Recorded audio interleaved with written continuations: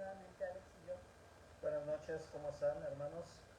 Bienvenidos los que nos van a ver por las redes y también los que están aquí presencial. Y pues la semana pasada, Alex, estuvimos hablando sobre el conflicto y en el último momento, ¿verdad? Vimos que en la grabación hubo ahí un problema con el audio y solamente quiero como puntualizar, recordando algunas de las cosas que vimos al final de la clase pasada. Y hablábamos de la importancia de entender el conflicto, no solamente en el tiempo, sino también en su contexto. Y sé que son conversaciones difíciles, que muchas veces queremos evadir, queremos dejar de lado, pero es importante recordar esto que mencionábamos la clase pasada en cuanto al conflicto en su contexto y en su tiempo. Y decíamos y mencionábamos Proverbios 25:11, dice la palabra manzana de oro con figuras de plata, es la palabra dicha como conviene. Entonces debemos de ser prudentes acerca de cuándo hablar y cómo hacerlo cuando vamos a tocar cosas difíciles. Muchas veces queremos hacerlo de la manera incorrecta, con palabras incorrectas. Y una de las cosas que entrenamos aquí en el Centro de Consejería es hablarlo de manera sabia, con palabras en donde vamos a tocar realmente la emoción, que fue lo que más dañó y lastimó el corazón, muchas veces más que la acción. Entonces, si usted reflexiona sabiamente sobre la forma en que está operando su esposo, su esposa, entonces sabrá cuándo es mejor hablar de esos asuntos difíciles. Todos sabemos el momento exacto. Nunca lo haga a la hora de la comida. Nunca lo haga cuando van manejando, por favor.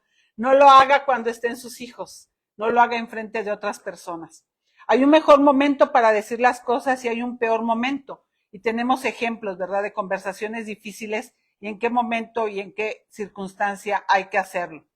También hablábamos de que es importante, incluso mientras discuten, reafirmar el amor a su esposo o a su esposa.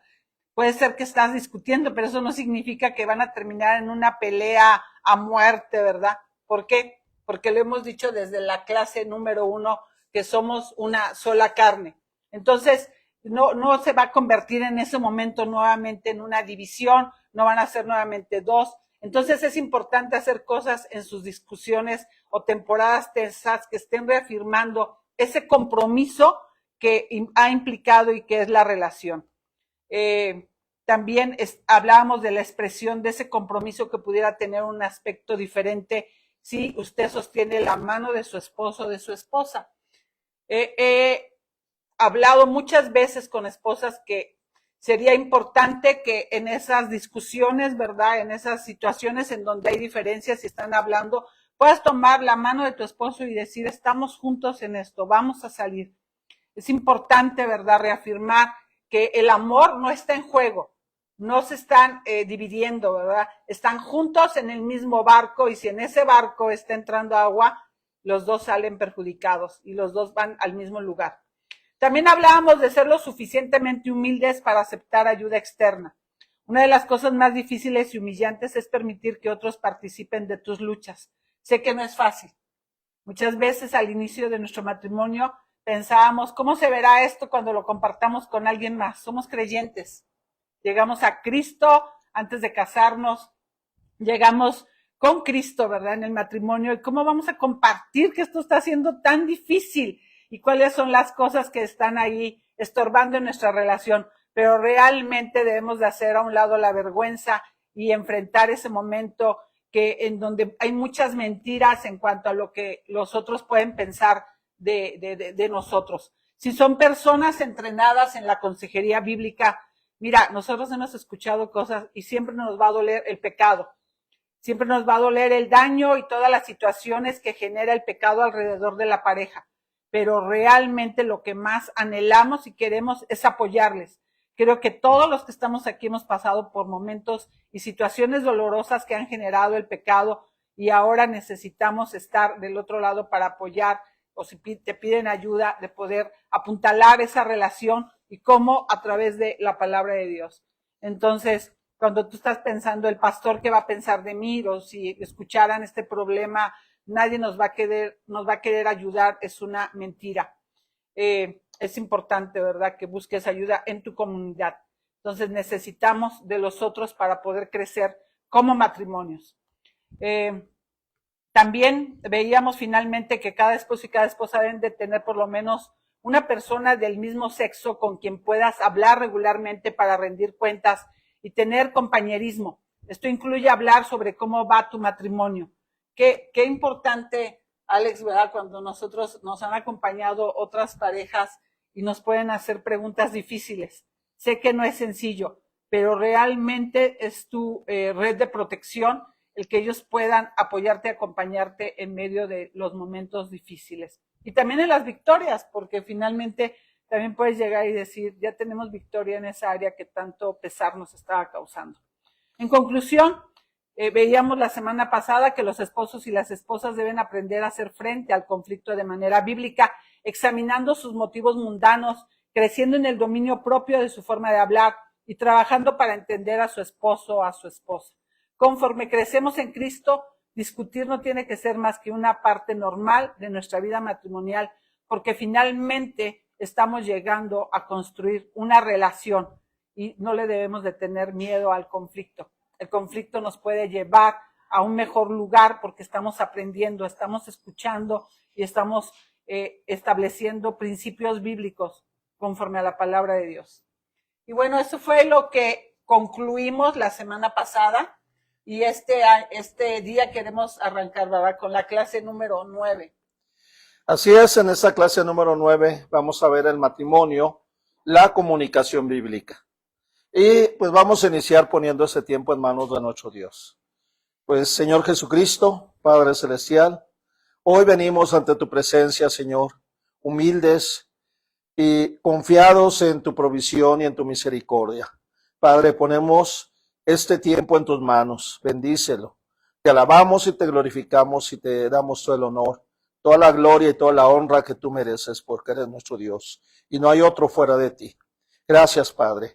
Gracias por tu amor y misericordia infinita para con nosotros. En tus manos ponemos ese tiempo, Señor. Toma control del mismo, Señor. Da una gran bendición y permite que podamos escuchar tu palabra, Señor, bien trazada por tu siervo, Señor. Que seamos utilizados por tu Espíritu, Padre, para hablar tu verdad. Te lo pedimos en nombre de mi Señor Jesucristo. Amén. Amén, amén. Y pues hablando, ¿verdad?, de la comunicación bíblica, la importancia de la comunicación en el matrimonio. Hay muy pocos temas que podríamos hablar sobre lo que podemos hacer, ¿verdad?, en permanecer o romper el matrimonio. Entonces, pero la comunicación es uno de ellos. Es tema que creo que no hay pareja que no llegue y diga, tengo problemas en la comunicación, ¿verdad? Nos cuesta trabajo escucharnos. Hay muchos conflictos porque digo una cosa y entiende otra, o él no se comunica, no lo expresa, no lo dice. Entonces, si el matrimonio es fuente de unión, el sexo es la imagen de la unión, la familia es el fruto de la unión, entonces la comunicación es la esencia de la unión. Entonces, qué importante, ¿no, Alex? Sí. El matrimonio es la esencia de la unión, es en donde la unión va a fracasar o va a tener éxito. Y piense en ello de esta manera, si usted se está luchando con las finanzas o está teniendo dificultades en la relación sexual o tiene retos en la crianza de los hijos o no sabe cómo hacer frente a un problema, tiene que comunicarse al respecto, tiene que aprender a decirlo y tiene que aprender cómo le voy a decir a mi esposa esta situación. Me ha tocado parejas en donde tienen problemas financieros y los problemas van creciendo y se van haciendo más grandes y ella se entera hasta que un día recibe una llamada del banco que le dicen solo para recordarle que mañana tiene que entregar la casa porque vamos a ir a ejecutar la orden, ¿verdad?, ya de embargo. Y ella, ¿de qué estamos hablando, verdad? O sea, se enteró en ese momento que estaban en una situación de crisis. Entonces, tenemos que aprender a hablar entre sí con el fin de superarlo y cruzar al otro lado. Y la comunicación es el combustible que hace que el auto encienda. Si eso no va a ningún lado en su matrimonio, imagínese. Esta semana, ¿verdad?, vamos a ver todo esto de la comunicación, porque muchas veces tenemos temporadas en donde lo hacemos muy bien, lo hacemos de manera bíblica. Y después viene otra temporada que dices, ¿qué está pasando, verdad? No hay nada de fundamento bíblico en la comunicación y nosotros esperamos que a partir de hoy todas las parejas, todos los matrimonios que están escuchando esto puedan tener un nuevo comienzo. Y para ello vamos a ver 4 puntos, 4 objetivos que tenemos en la comunicación bíblica. Número 1, conocer y ser conocido. Número 2, lograr la armonía del entendimiento. Número 3, edificar la confianza. Y número 4, edificarse entre sí espiritualmente. Y bueno, iniciemos con el primer objetivo. Nos dice el primer objetivo, utilice sus palabras para conocer y darse a conocer a su cónyuge. El esposo y la esposa pueden usar sus palabras para revelarse a sí mismos entre sí. La palabra clave aquí es vulnerabilidad. Como esposo y esposa, ¿está usted escogiendo abrir su corazón y sus vidas entre sí? Si es así, ¿utilizan sus palabras para hacerse más vulnerables? ¿Utilizan sus palabras para que su cónyuge pueda llegar a conocerle y usted pueda llegar a conocer mejor a su cónyuge? Vamos a ver las bases bíblicas de este primer objetivo. El ideal establecido en Génesis 2, antes de que el pecado entrara en el mundo, era, en el versículo 25 nos dice, ahora bien, el hombre y su esposa estaban desnudos, pero no sentían vergüenza. Esta es la imagen de una completa vulnerabilidad y franqueza. Adán y Eva fueron capaces de ser abiertos, que aún físicamente, pero también emocional, relacional y verbalmente, fueron capaces de exponer todo sin ninguna vergüenza. Es difícil comprender esto en nuestras experiencias de hoy, porque el pecado ha contaminado nuestra existencia después de la caída entre nosotros. Y bueno, una de las maneras en que podemos aplicar esto, Alex, es que nosotros podamos ver que el pecado corrompe nuestras relaciones y nos lleva a escondernos el uno del otro. ¿Cuántas veces, como lo explicaba hace un momento, verdad, no queremos exponer, verdad, y que se exhiba las situaciones pecaminosas en las que estamos participando? Sin embargo, la trayectoria de la santificación es sacar las cosas de la oscuridad hacia la luz. Hablando de maneras prácticas, algunos de ustedes necesitan dejar de esconderse en su matrimonio y asumir riesgos utilizando sus palabras para revelarse. Es decir, necesitamos descubrirnos, revelarnos, mostrarnos ante nuestra pareja, ser vulnerables. Y eso puede causar mucho temor, pero es necesario para la edificación del buen matrimonio. Una de las cosas que yo enseño aquí en el Centro de Consejería a las mujeres es que no tengas miedo. Tenemos que decir aún las cosas más complicadas que estemos pasando, que estemos viviendo en nuestro matrimonio, porque tu esposo es tu protección. Cuando tú ya le dices eso por lo que estás luchando y lo que estás pasando, esas cosas que pueden llegar a ser pecado o que son pecado, finalmente eso es tu protección y tienes que creerlo. Muy bien, vamos a ver el segundo objetivo. Utilice sus palabras para alcanzar la armonía del entendimiento. El segundo objetivo es utilizar sus palabras para lograr la armonía del entendimiento. Observe que no dije la armonía en el acuerdo. La palabra clave aquí es entendimiento. En el matrimonio, usted trata de entender a su cónyuge, entrar a su experiencia y luego, en el caso de los esposos, liderar a su esposa desde un punto de vista comprensivo. La base bíblica de este segundo objetivo es Primera de Pedro 3:7, que dice, vosotros maridos igualmente vivid con ellas sabiamente. La nueva versión internacional utiliza la palabra comprensivo, pero la traducción literal del versículo 7 puede ser esta: maridos, vivir con ellas de acuerdo al conocimiento. Esto no es un conocimiento analítico o religioso, sino la visión personal que lleva al cuidado amoroso y considerado hacia su esposa. Los sinónimos son estudiar a su esposa y conocerla bien, ser un buen estudiante del corazón de su esposa. Como esposo, su gozo debe ser utilizar tus palabras y sus oídos de tal manera que su esposa sepa que usted la comprende, que usted la entiende y que fundamentalmente usted está por ella y su bienestar. De esto se trata el amor encarnado. Cristo no nos dio un sermón desde el cielo. Él vino a la tierra, tomó forma humana y entró en nuestra experiencia. Si leemos Hebreos 2:18, comienza diciendo, debido a que él mismo ha pasado por sufrimientos y pruebas, puede ayudarnos cuando pasamos por pruebas. Jesús entró en esta experiencia y la entendió. Y entonces, y solo entonces, hizo algo al respecto. Y complementamos con lo que dice Hebreos 4:15, que dice así: nuestro sumo sacerdote comprende nuestras debilidades porque enfrentó todas y cada una de las pruebas que enfrentamos nosotros. Sin embargo, él nunca pecó. Muy bien, pues, ¿cómo se vería esto, verdad, ya en la aplicación?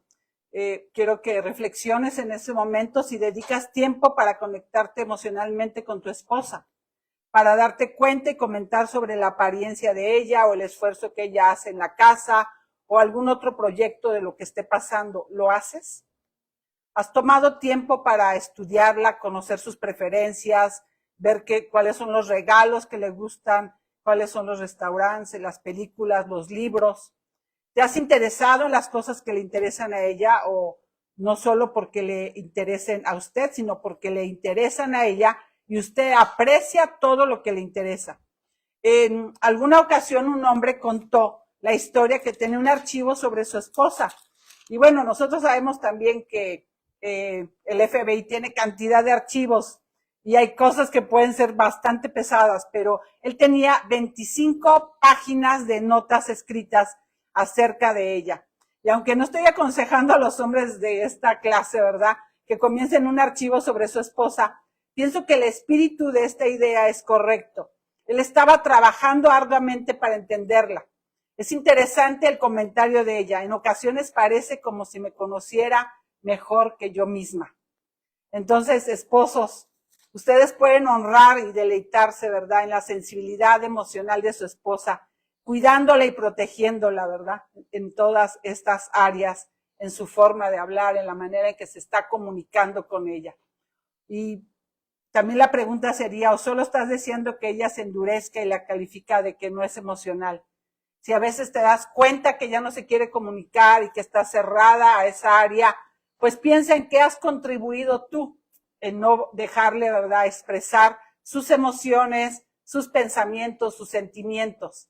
Sé que para un hombre puede ser difícil esta área, pero puedes entrenarte en eso. Recuerdo que en alguna ocasión nos visitó un amigo que su esposa, ellos fueron padrinos en nuestra boda, y ella no pudo venir.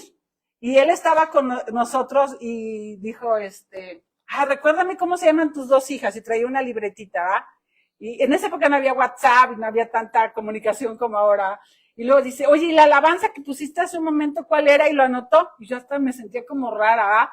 ¿Qué fue lo que me diste de cenar?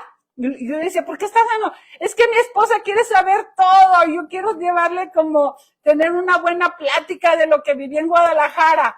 Dice, porque ya me ha tocado que voy de viaje y mi hermano me dice, ¿cómo te fue? Bien. ¿Y qué cenaste? No me acuerdo. ¿Cómo se llaman los hijos de nuestros amigos? Ay, no recuerdo si son niños o niñas. Entonces él no ponía, y decía, soy tan distraído que ahora ella quiere saberlo todo como si hubiera, y como le amo, quiero mostrarle que puse mucha atención en cosas que ella quiere saber, que para mí pueden ser, no pueden ser trascendentales, pero para ella son muy importantes, y es una manera en donde le estoy comunicando que le amo, ¿verdad? Entonces, bueno, ahí está el tip, compra tu libreta. Entonces, ¿tienen ustedes esa conversación difícil con el maestro o el vecino, o dejas que ella lo haga, verdad?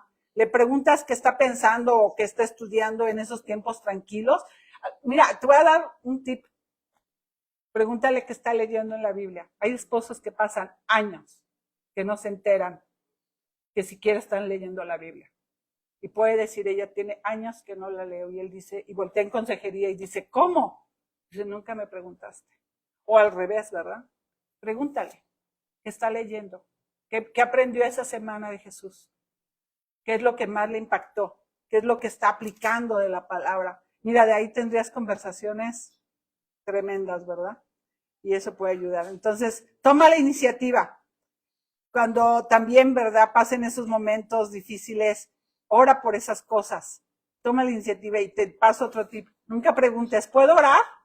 Ora. Levanta la voz y ora. ¿Por qué? Porque comúnmente si están en un conflicto y le preguntas, ¿quieres que ore por ti? La respuesta común va a ser, no quiero que ores ahorita. Pero tú empieza a orar. Entonces, aprende, ¿verdad?, a responder a sus peticiones. Y también, si quedas en un acuerdo en que vas a dar una respuesta y que vas a orar, no lo olvides. Adelántate a ella, ¿verdad? Y ya tengo la respuesta, he estado orando y vamos a platicar del tema que dejamos pendiente. No lo dejes así en el aire. Seamos como responsables, ¿no? Igual, si tu esposo está pidiendo que ores por algo y que van a tomar una decisión, responde y no diga, ay, olvidé orar por eso, ¿verdad? Porque eso pareciera que no fue importante. Y todo importa en la relación. Veamos ahora el tercer objetivo. Utilice sus palabras para edificar la confianza. El tercer objetivo es utilizar sus palabras para edificar la confianza entre sí.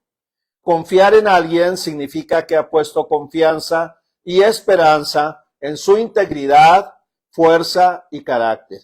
Confiar es fundamental para cualquier relación y es especialmente importante en el matrimonio. Uno de nuestros privilegios que tenemos, si no me dejarás mentir, Alma, en el trabajo de consejería que hacemos, es ayudar a aquellos que están luchando en sus matrimonios. En los matrimonios más difíciles, las parejas han perdido la confianza y el respeto por el otro.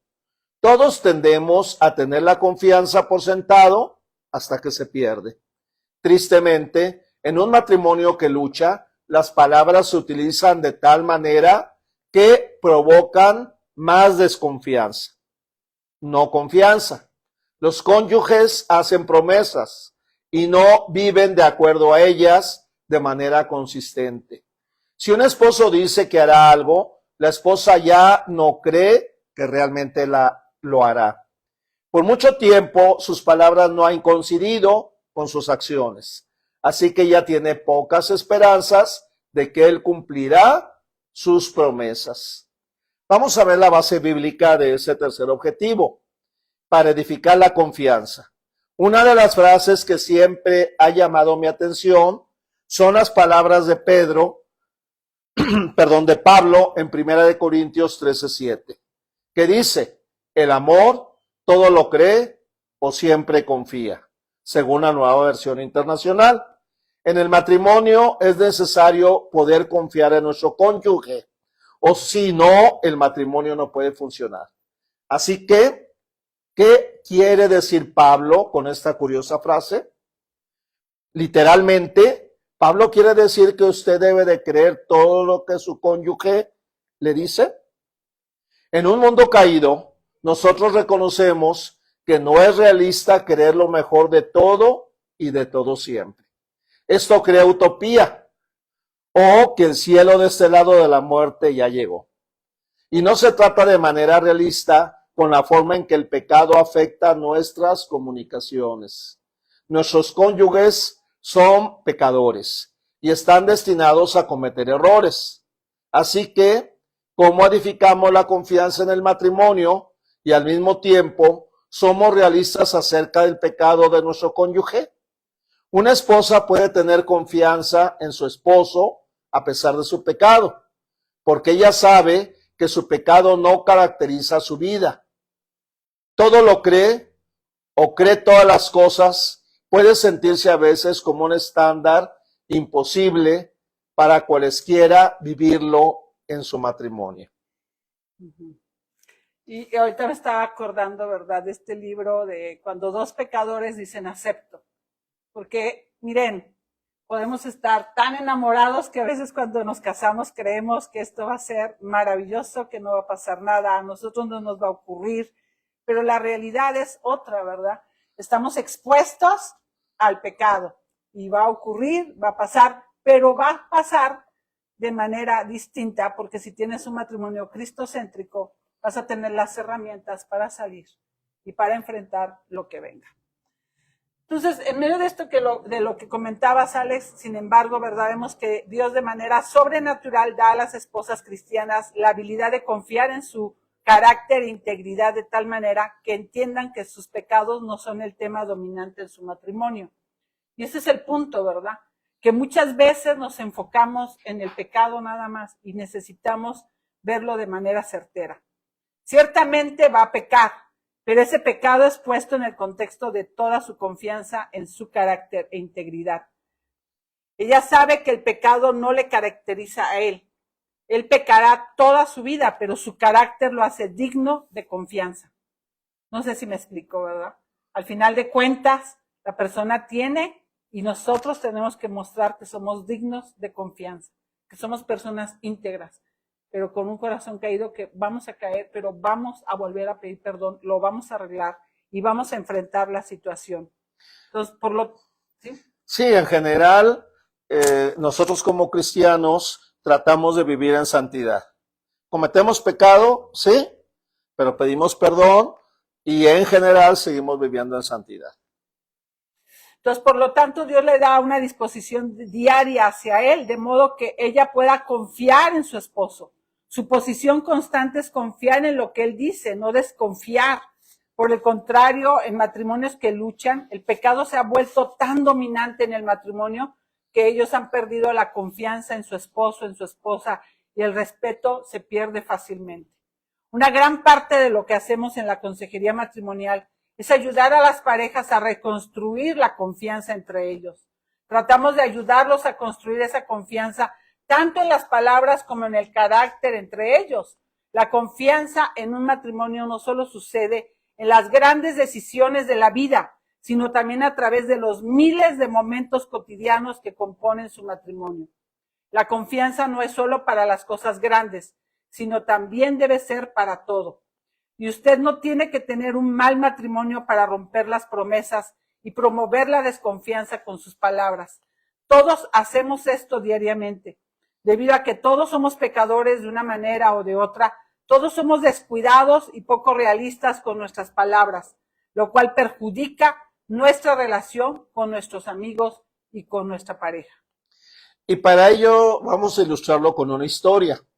Cuando nosotros éramos recién casados y estábamos en nuestros primeros años de matrimonio, yo un día salí a trabajar y te dije, como usualmente lo hacían salir por la puerta, te veo esta noche a las 8. Alma, respondiste tú, tienes que parar. Oh, yo pensé, no hace falta ser un genio para saber que algo está mal aquí. Descubrí que mi esposa estaba frustrada conmigo porque todos los días le prometía estar de vuelta en casa a las 8 y sin embargo nunca llegaba a las 8. Siempre llegaba a las 8:30 o incluso a las 9. En mis palabras, te veo esta noche a las 8, estaba haciendo una promesa a mi esposa y llegando todos los días después de las 8. La estaba rompiendo. Me disculpé rápidamente contigo, ¿te acuerdas? Y cambié lo que decía cada mañana a salir para el trabajo. Jesús nos dice en Mateo 12, 36, 37, mas yo os digo que toda palabra ociosa que hablen los hombres, de ella darán cuenta en el día del juicio, porque por tus palabras serás justificado y por tus palabras serás condenado.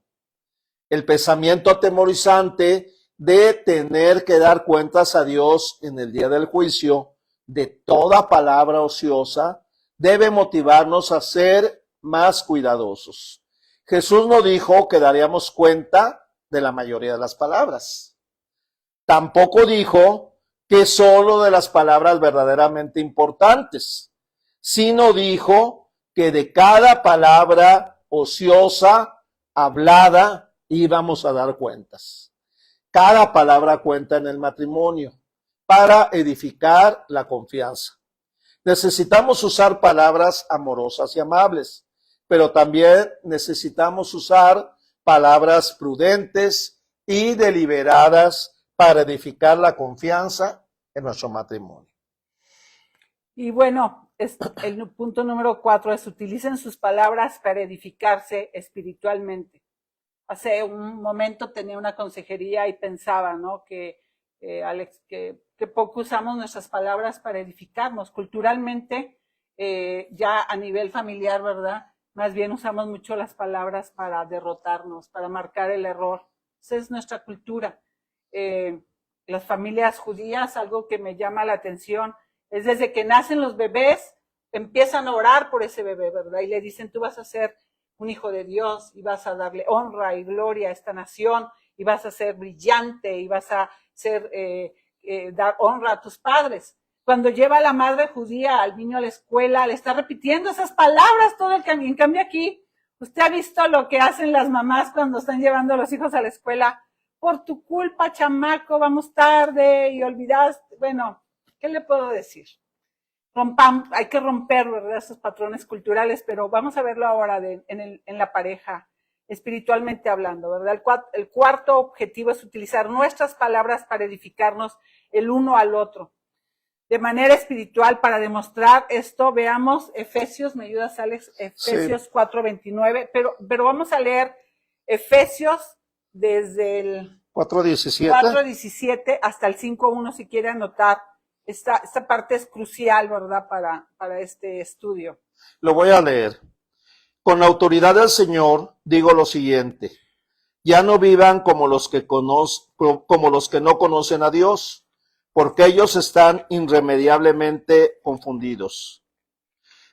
Tienen la mente llena de oscuridad, vagan lejos de la vida que Dios ofrece, porque cerraron la mente y endurecieron el corazón hacia Él. Han perdido la vergüenza, viven para los placeres sensuales y practican con gusto toda clase de impureza. Pero eso no es lo que ustedes aprendieron acerca de Cristo, ya que han oído sobre Jesús y han conocido la verdad que procede de Él. Desháganse de su vieja naturaleza pecaminosa y de su antigua manera de vivir, que está corrompida por la sensualidad y por el engaño. En cambio, dejen que el Espíritu les renueve los pensamientos y las actitudes. Pónganse la nueva naturaleza creada para ser a la semejanza de Dios, quien es verdaderamente justo y santo. Así que dejen de decir mentiras. Digamos siempre la verdad a todos, porque nosotros somos miembros de un mismo cuerpo. Además, no pequen al dejar que el enojo los controle. No permitan que el sol se ponga mientras siguen enojados, porque el enojo da lugar al diablo. Si eres ladrón, deja de robar.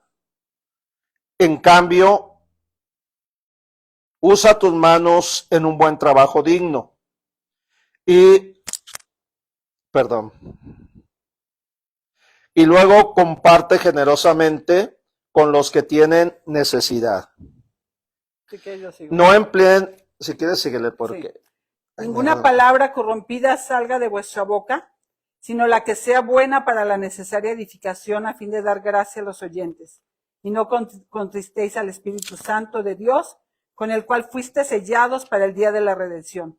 Quítese de vosotros toda amargura, enojo, ira, gritería y maledicencia, y toda malicia.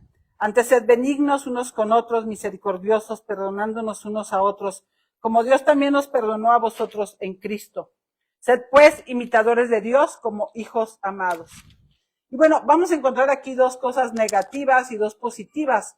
Y la primera negativa está en el versículo 17, que dice: ya no andéis como los otros gentiles que andan en la vanidad de su mente. No podemos vivir, ¿verdad?, como los gentiles, y Pablo deletrea en los versículos 18 y 19, teniendo el entendimiento entenebrecido, ajenos a la vida de Dios.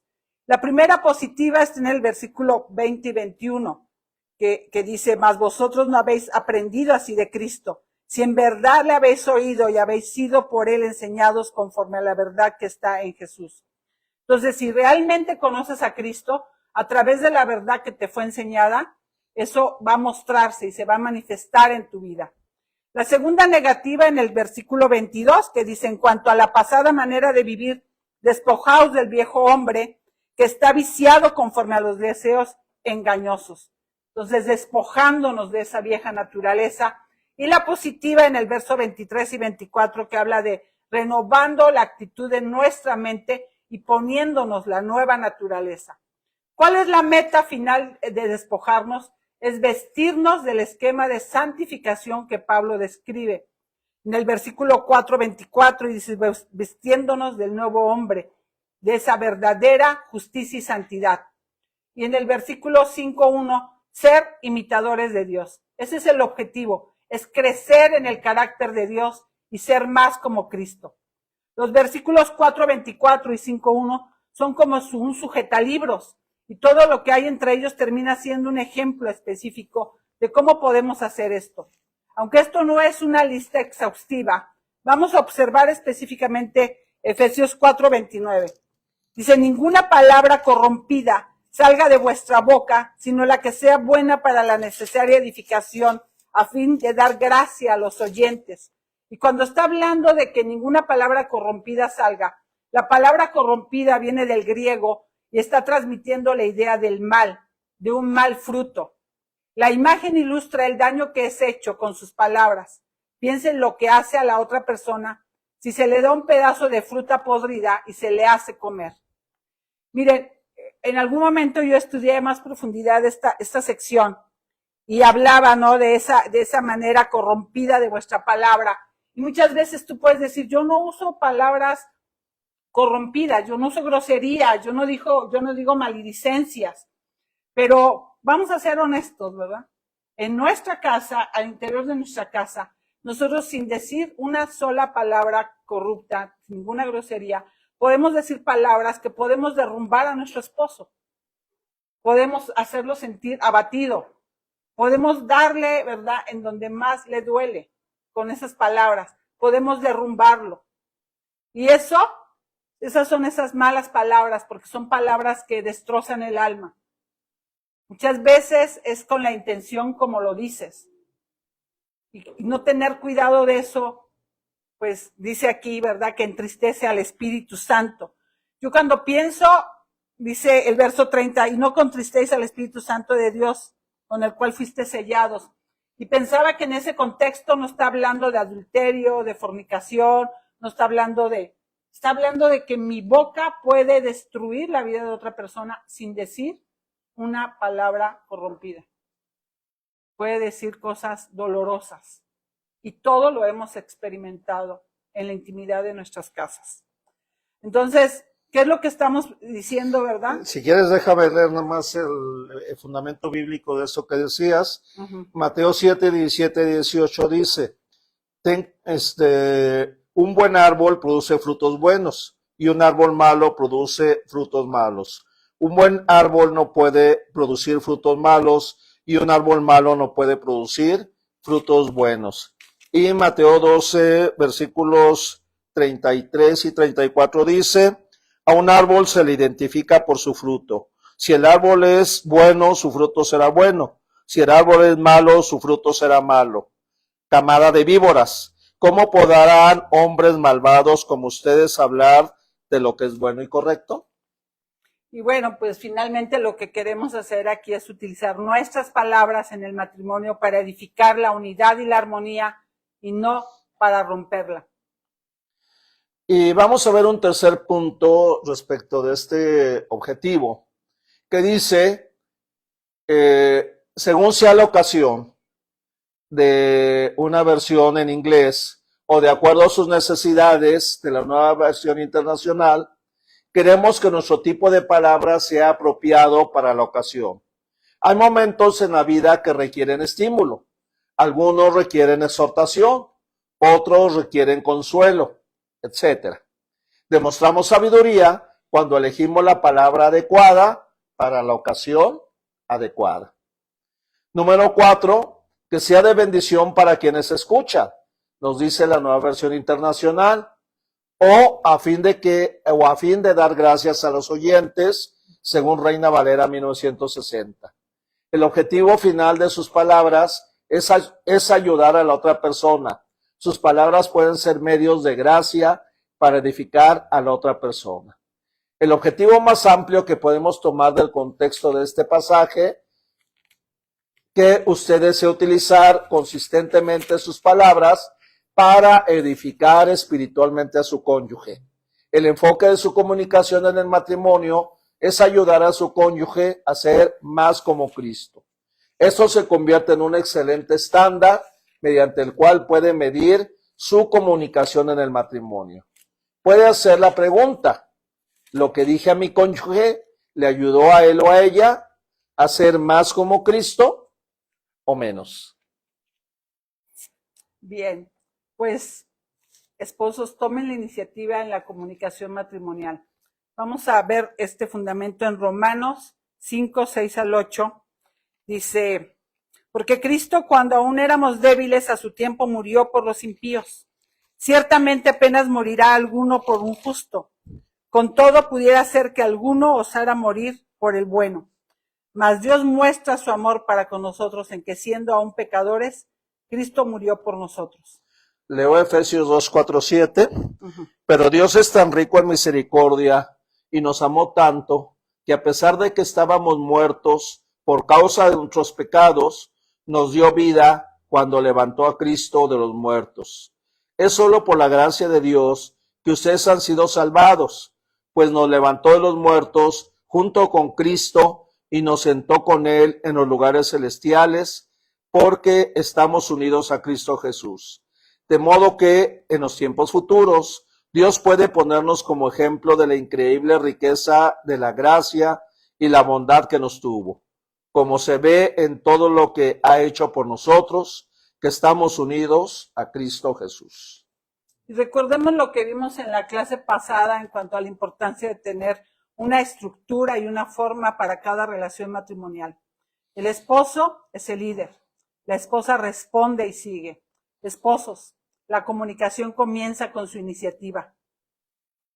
La comunicación bíblica no se siente y espera que le pregunten. No se contenta a sí misma con no dar problemas. No se protege a sí misma ni exige sus derechos. Por el contrario, toma la iniciativa. Cristo es nuestro ejemplo. Jesús no esperó a que nosotros le pidiéramos que viniera, ni se quedó en el cielo y nos ofreció consejos o nos dio instrucciones. No, Él vino libremente y por su propia voluntad. Él tomó iniciativa con nosotros para amarnos. Ahora, esposos, esto tiene implicaciones para todo, desde la manera como hacen el amor hasta la forma en que invierten su día libre o sus noches y organizan sus días de trabajo, pero especialmente tiene implicaciones en la comunicación verbal, ya sea una conversación normal sobre su día o una fuerte discusión sobre las finanzas de la familia. Nuestra responsabilidad como esposos es tomar la iniciativa, como acercarnos a nuestra esposa, no alejarnos de ella, buscarla en amor, así como Cristo nos buscó. Y esposos, permítanme dejar claro que la tentación aquí es la renuncia. Y esto me pega a mí. Hay muchas maneras de hacer esto.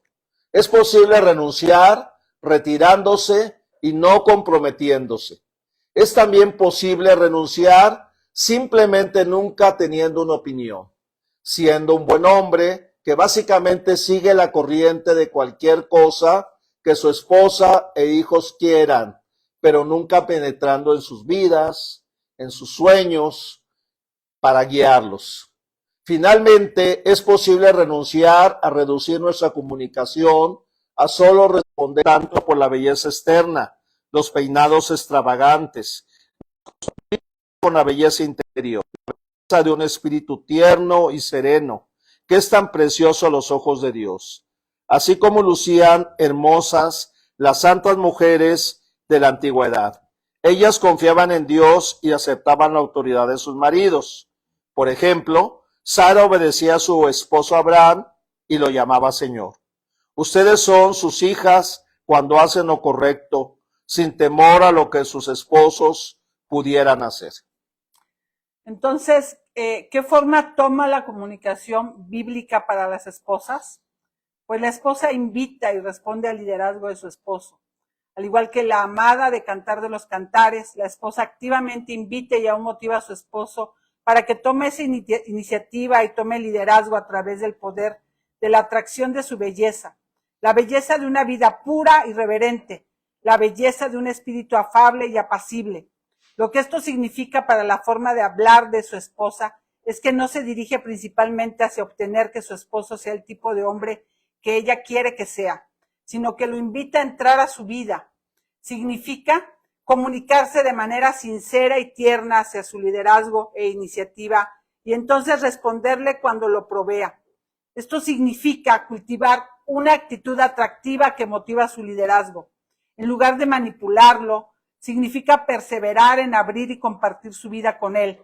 Y la forma principal en que harás esto es con tus palabras. Mientras compartes con él, no sus fracasos, sino tus temores, no sus responsabilidades, sino tus sueños, no sus defectos, sino tus luchas.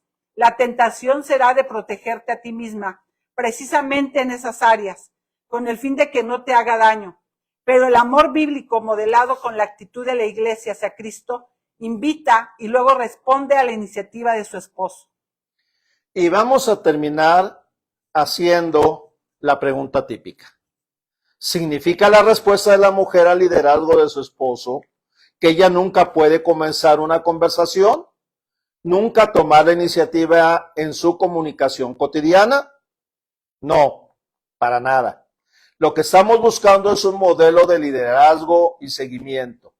Hay muchas áreas en el matrimonio, ya sea de pequeños momentos logísticos mundanos o de áreas explícitas de pecado en la vida del esposo, donde la mujer necesita hablar y tomar la iniciativa. Su disposición para hablar a la vida de su marido, especialmente sobre su pecado, es un regalo para él, y los esposos que no están dispuestos a aceptar los pensamientos de su esposa son unos necios. Y con eso terminamos. Vamos a orar. Señor, te damos gracias, Padre, porque hoy tu palabra ha hablado a nuestras mentes y nuestros corazones. Reconocemos que necesitamos aprender tanto de la comunicación. Nos da tanto miedo, Señor, ser vulnerables, abrir el corazón, hablar de las cosas que valen la pena, Señor, las cosas que tienen una resonancia en la eternidad y que seguramente podrán traerte gloria y honra. Ayúdanos, Señor. Necesitamos de ti, necesitamos que esto se haga realidad en nuestras vidas, en nuestro diario vivir. Permítenos, Señor, aprender de ti. Te damos gracias, Señor, esta noche en el nombre de Jesús. Amén. Amén. Y bueno, amigos, pues los invitamos el próximo viernes. Vamos a tener invitados especiales y ya mandaremos una invitación, ¿verdad?, específica del tema que vamos a tocar la próxima semana. Y los esperamos a las 7:15 de la noche nuevamente aquí en Semillas de Esperanza. Gracias. Gracias.